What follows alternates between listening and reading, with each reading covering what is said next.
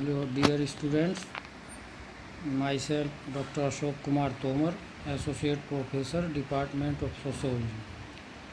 आज जो है ये जो टॉपिक है हमारा लेक्चर टॉपिक ये है theory of surplus value, marks theory of surplus value, marks का अतिरिक्त मूल्य का सिद्धांत, जो बीए थर्ड ईयर के सोशल थिंकर्स वाले पेपर में जो है ये एक टॉपिक है, उसको हम कवर करेंगे। बेसिकली मार्क्स का जो कंसर्न था वो उस समय की जो कैपिटलिस्ट सोसाइटी थी, जिस सोसाइटी में वो रह रहे थे, उसको एनालाइज करना था।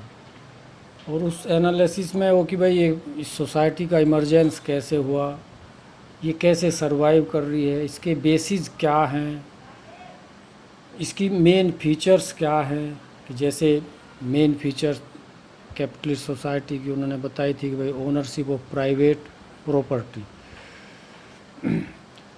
और इसकी डिमेरिट्स क्या हैं, इसकी मेरिट्स क्या हैं, इसका फाल कैसे होगा। जैसे इससे पहले जो डिफरेंट सोसाइटीज़ रही हैं, एशिया, वो ancient society, tribal society, feudal society, उन सोसाइटीज़ का भी डाउनफॉल हुआ है। उसके बाद नई सोसाइटीज़ इमर्ज हुई हैं, और इसका कैसे डाउनफॉल होगा, इसकी जगह कौन सी सोसाइटी इमर्ज होगी, ये सब कंसर्न कार्ल मार्क्स के थे।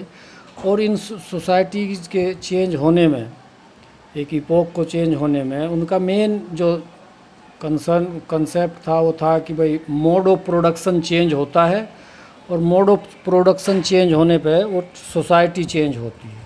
जिस प्रकार का मोड ऑफ प्रोडक्शन जिस सोसाइटी में एग्जिस्ट होगा, उसी प्रकार की सोसाइटी जो है वो इमर्ज होगी। और सब सोसाइटीज़ के अपने अपने कैरेक्टरिस्टिक्स हैं, अपनी अपनी विशेषताएं रही हैं। लेकिन खैर, ये जो उस समय की मेन जो फीचर थी कैपिटलिस्ट सोसाइटी, इसमें थ्योरी ऑफ सरप्लस वैल्यू को मार्क्स ने कैसे एनालाइज किया। तो इसमें मेन चीज़ ये है कि कैपिटलिस्ट सोसाइटी का जो मोटिव था, वो मेन मोटिव था प्रॉफिट मेकिंग। और ये प्रॉफिट मेकिंग भी जो है ना, ये मोर एंड मोर प्रॉफिट, और इस मोर एंड मोर प्रॉफिट के पीछे जो कार्ल मार्क्स जो वो देखते थे कि भाई इसके पीछे मेन रीज़न क्या है, उसको ये कहते थे कि जिस एक क्लास को ज़्यादा से ज़्यादा प्रॉफिट लेने की वो है, और ये जो प्रॉफिट है ये दूसरी क्लास के शोषण पर निर्भर है। More and more exploitation of haves notes and more profit for capitalist. तो ये इस तरीके का रिलेशंस वो जो है एस्टेब्लिश करते हैं। और ये जो प्रॉफिट इस सोसाइटी, कैपिटलिस्टिक सोसाइटी का जो बेसिक मोटिव है प्रॉफिट, इस प्रॉफिट में ही वो एक्सप्लॉयटेशन के सीड्स देखते हैं, और इस प्रॉफिट्स में ही वो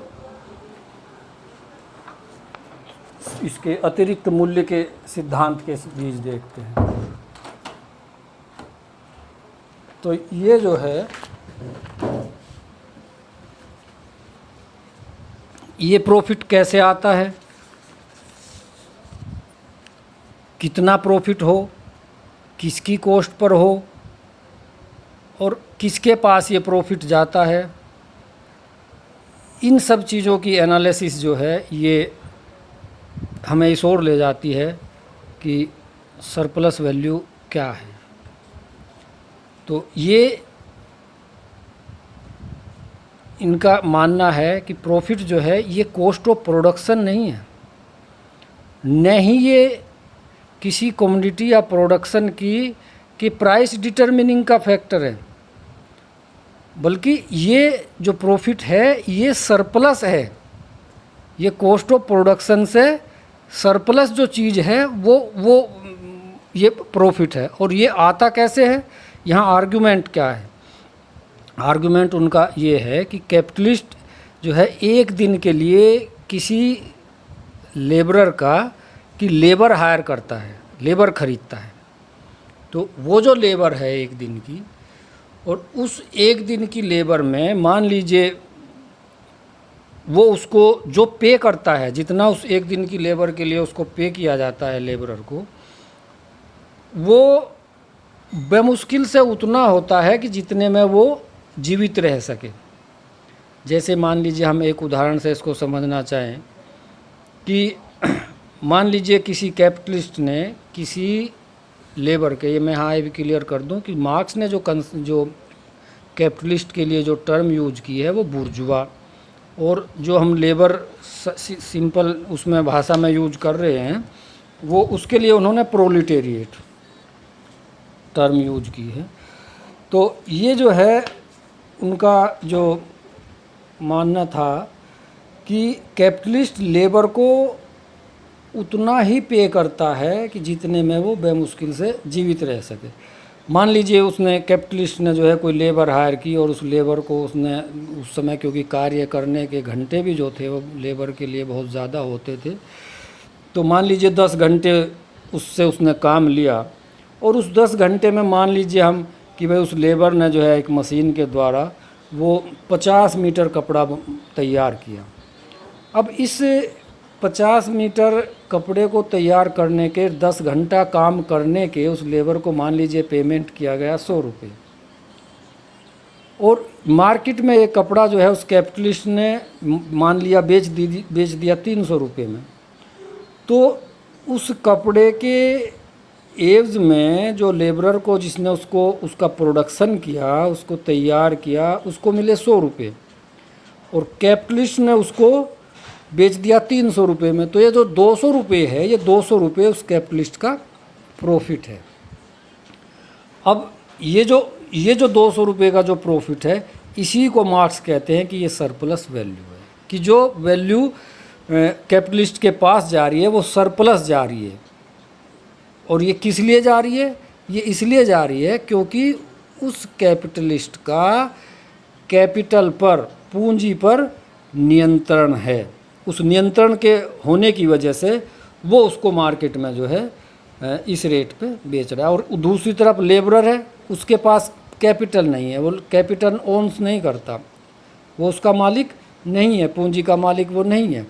तो ये जो अंतर है, इस अंतर को ही वो सरप्लस वैल्यू कहते हैं। इसको दूसरे तरीके से भी समझा जा सकता है कि मान लीजिए 10 घंटे काम किया उस लेबर ने, 50 मीटर कपड़ा तैयार किया, और उसे पेमेंट मिला इस बदले में 100 रुपये।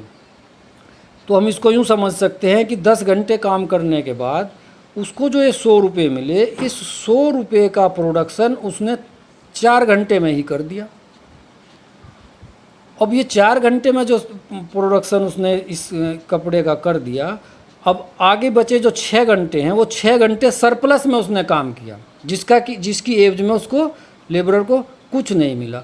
तो इस 6 घंटे में जो उसने प्रोडक्शन किया, वो 6 घंटे का जो प्रोडक्शन है और उससे जो इनकम हुई, वो कैपिटलिस्ट के पास जो है प्रॉफिट के रूप में गई, और वही सरप्लस वैल्यू है।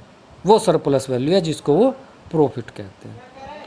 तो ये हमने इस तरीके से देखा कि ये जो सरप्लस वैल्यू है, ये एक ऐसा अमाउंट है कि जिसके लिए काम तो किया लेबरर ने, लेकिन वो गया कैपिटलिस्ट की पॉकेट में।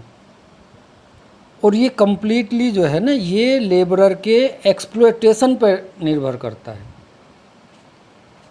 ये एक तरीके से जो सरप्लस वैल्यू कैपिटलिस्ट की पॉकेट में जो गई है या जाती है, वो लेबरर के शोषण पर की कीमत पर जाती है। तो ये सरप्लस वैल्यू जो है, ये एक तरीके से प्रॉफिट है, और ये प्रॉफिट भी जो है ये लेबरर के शोषण पर आधारित है। और ये कैपिटलिस्ट को इसलिए जाता है क्योंकि वो पूंजी का, कैपिटल का ओनर है, न कि इसलिए कि उसने उसको प्रोड्यूस किया है। प्रोड्यूसर लेबरर है, और जबकि उसका अर्नर जो है वो कैपिटलिस्ट है। इसी को मार्क्स जो है वो थ्योरी ऑफ सरप्लस वैल्यू कहते हैं। Okay, thanks.